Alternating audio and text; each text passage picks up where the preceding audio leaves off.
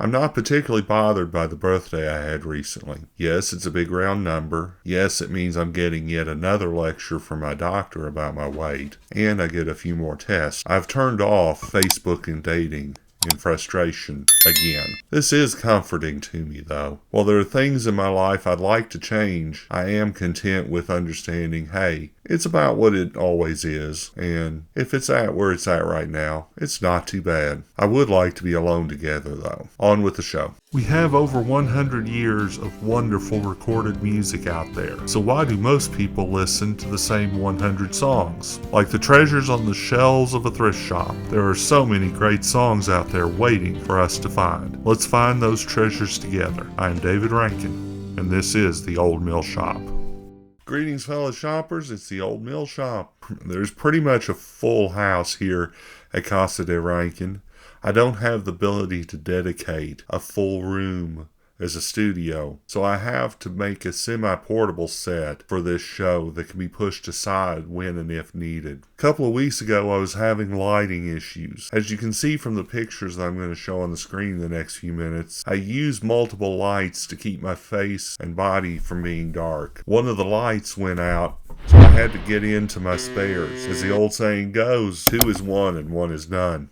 After all, 2 weeks later, a second light started going out, and I just had a dark spot in front of me. Rather than break out another light, I decided, well, I'm going to try the UPS brick instead. I bought an Amazon no-name brick that was supposed to have plenty of electricity for everything I could throw at it, all these lights and the camera. But it got awfully hot, and I was betting that it wasn't capable of running it. And sure enough, I ordered a new USB light, and it came in, and I've been able to plug in everything, all the equipment that I need, all off of one charger now, and it's got plenty of juice to go.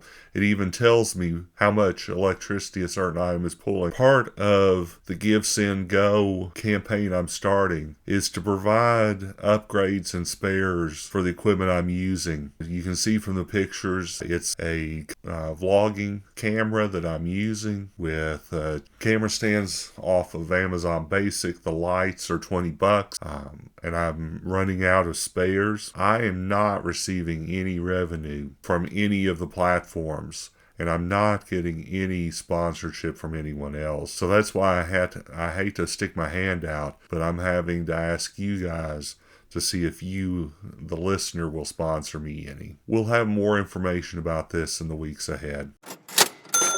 Today's 2-for-1 special, Egg and Daughter Night by John Prine. Before we cover the 2-for-1 special, let's go over the Music Minute songs of the week. So Monday it was People Get Ready with Rod Stewart and Jeff Beck. Tuesday was the Vintage Corner, 300 Pounds of Joy by Howlin' Wolf. Wednesday, Them That Got, Ray Charles. Thursday, Acapella by Kellis, and Friday was Alimony by Shell Rose. Today, we're going to get into something just a little bit different. It's Busted, but it's Busted by Johnny Cash and Ray Charles. I didn't realize until I started researching this song that Johnny Cash actually released this song first, and then Ray Charles came behind him by a few months and released his own version of it, winning a Grammy in the Best Rhythm and Blues Recording category for the song. The song's writer, Harlan Howard, a hit factory all of his own, explained that he never thought that Busted made a good title, but that if you don't have a good title, you need to repeat it early and often so that it sticks out in people's minds. It takes someone who has been busted to sing this song well. Johnny and Ray both grew up rough and grew up poor, so they could sing this song from the heart. They knew what it was like to be on the short end of the financial stick. They knew what it was like to be tempted to do something wrong from hunger, but they also knew that the Lord was somehow going to take care of them all. So I'm going to do something just a little bit different than normal.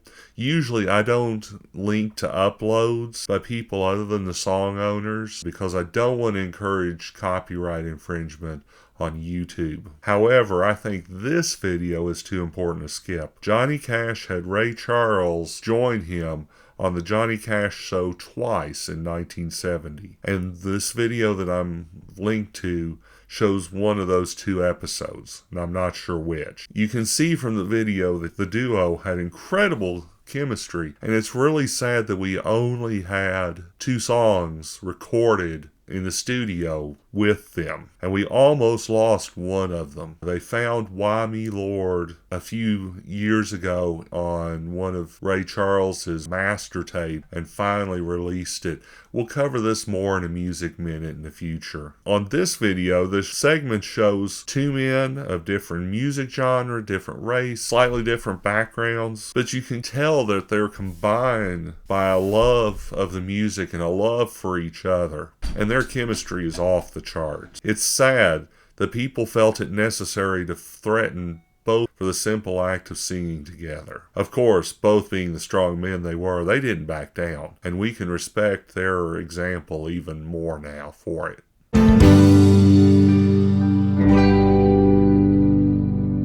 A few weeks ago, we covered the very first mechanical systems used to create records. Wikipedia calls this the acoustic era, as sound was being turned into records by purely mechanical movements, and then the zigzags were creating sound that was then echoed for enhancement on the record players. By 1925, the big record companies were instead implementing Western Electric's new system of electric microphones, signal amplifiers, and electromechanical recorders. Instead of everyone gathering around a cone and playing into it, each instrument and each singer could get its own microphone, and a professional called a sound engineer could get on a board with knobs and dials and set and manipulate the relative volume levels for each microphone to control the sound as it went into the player that would record the disc. Recording was still a single take that went directly to a master disc, but even there,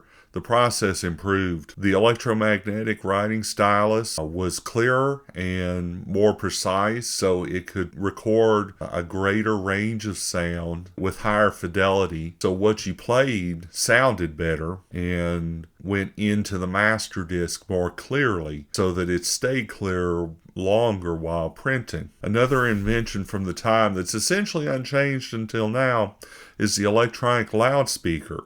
Today, the speaker. For the last 90 or so years, an electronic signal through the wire goes into the back of the speaker, and a paper or metal cone connected to a magnet is made to vibrate to make sound. Essentially, this is just an original microphone run in reverse, and the speaker has changed sizes, it's changed shapes, but it's not changed the basic operation. That miniature speaker in your AirPods works exactly the same way as a speaker out of a 1920s record player or radio. With the record player being electronic as well, this allows the playing to be clearer rather than having to listen to the soft, faint sounds that are amplified by a sound horn. You're able to turn up the volume and listen to the sound coming off the record as loud as your speaker can run. The sound of the record itself was now as good as it was getting, but we still didn't have the tools to combine tracks, to add tracks, or combine takes, or do a lot of the stuff that we do in the studio now. This would take a little Nazi ingenuity, but that's a story for another day. On this note, we've reached the end of yet another show. Keep searching